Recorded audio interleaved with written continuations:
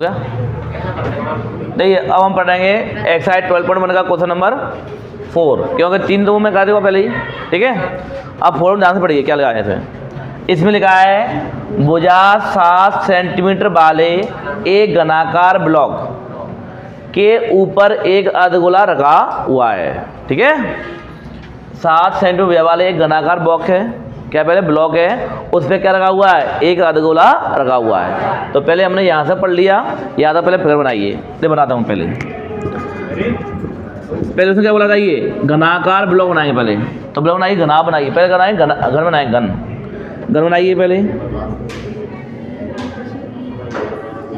ठीक है, ये मैंने घन बना दिया।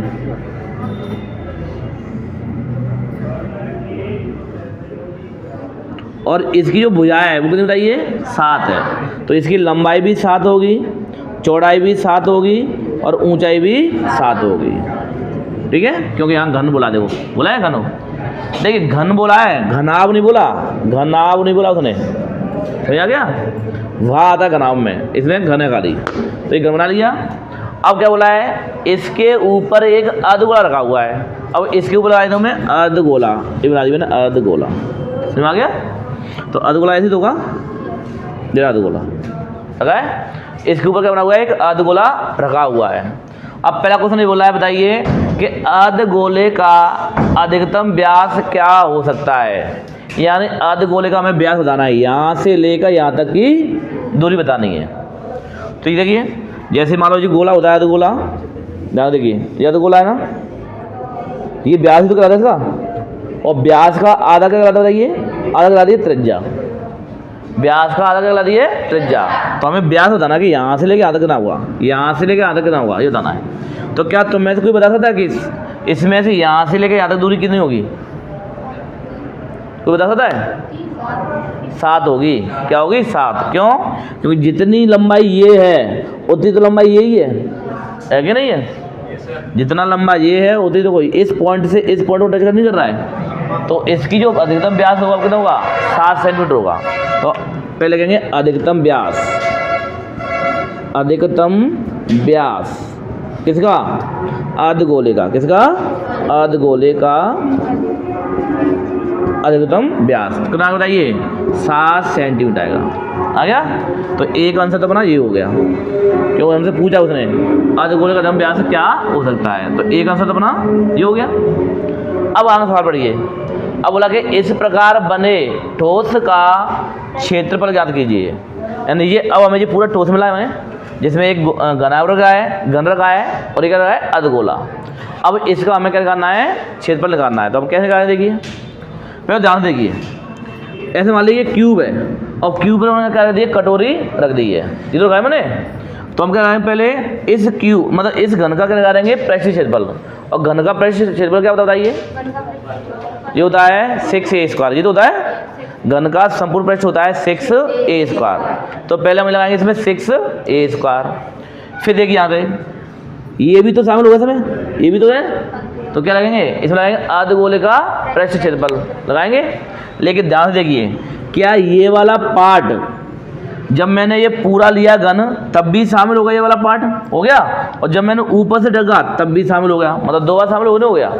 जबकि हमें क्या करना है, ये वाला पार्ट तो हमें लेना ही नहीं है, क्योंकि ये तो ऑलरेडी किससे ढक गया, उस कटोरी टाइप गोले से ढक गया।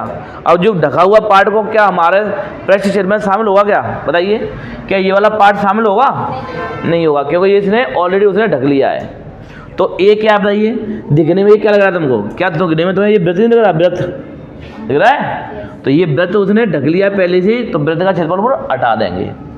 तो ठोस का हम पृष्ठ क्षेत्रफल लगा रहे हैं, बताइए। तो ठोस का पृष्ठ क्षेत्रफल लगा रहेंगे, पहले लगा रहेंगे घन का संपूर्ण पृष्ठ प्लस अर्धगोले का पृष्ठ क्षेत्रफल, और माइनस कर देंगे क्या, वृत्त का क्षेत्रफल, और अपना क्या आएगा, ठोस का पृष्ठ क्षेत्रफल आएगा। तो देखो हम क्या लगा रहे हैं, देखिए हम लगा रहेंगे ठोस का पृष्ठीय क्षेत्रफल। तो इसके लिए हम क्या करेंगे, देखिए सबसे पहले लगाएंगे पुनः किसका, घन का पृष्ठ क्षेत्रफल, यानी घन का पृष्ठीय क्षेत्रफल। ठीक है, घन का पृष्ठीय क्षेत्रफल और प्लस क्या है, अर्धगोले का पृष्ठीय क्षेत्रफल, अर्ध गोले का पृष्ठीय क्षेत्रफल और इसमें माइनस कर देंगे।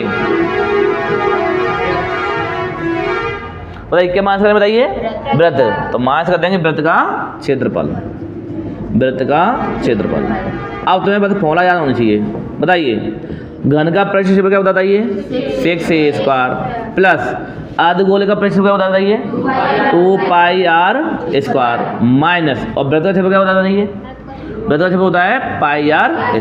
बताया ना तुमको। और रख दिए इसमें वैल्यू रखिए।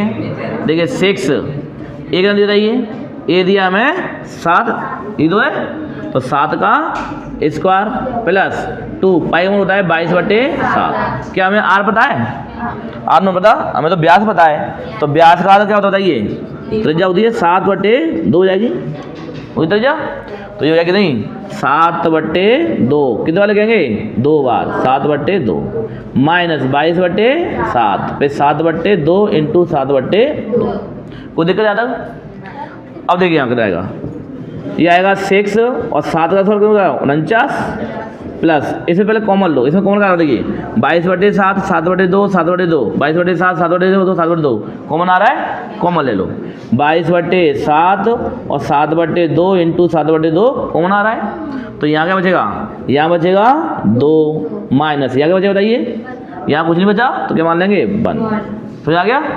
अब गाड़ी देखिए 7 से ये 7 कट गया, 2 से ये 2 कट गया, तो देखिए एक गुणा कर दिए 6 नम्मा 54 कैरी की 5 6 चौक 24 24 और 5 29 249 से आ गया प्लस यहाँ कितना है बताइए 11 7 77/2 तो 294 प्लस इसमें भाग दो 2 3 6 एक बचेगा 2 8 16 फिर एक बचेगा पॉइंट लगा लिया 2 5 10। अब इनको ऐड कर दो, देखिए 0.5 तो 0.5 रहेगा ये करिए 4 और 8 12 कैरी की 1 9 1 10 10 और 3 13 कैरी की 1 2 1 3 तो 332.5 और किस में आएगा बताइए, किस में दिया है सेंटीमीटर में, तो ये आएगा सेंटीमीटर स्क्वायर।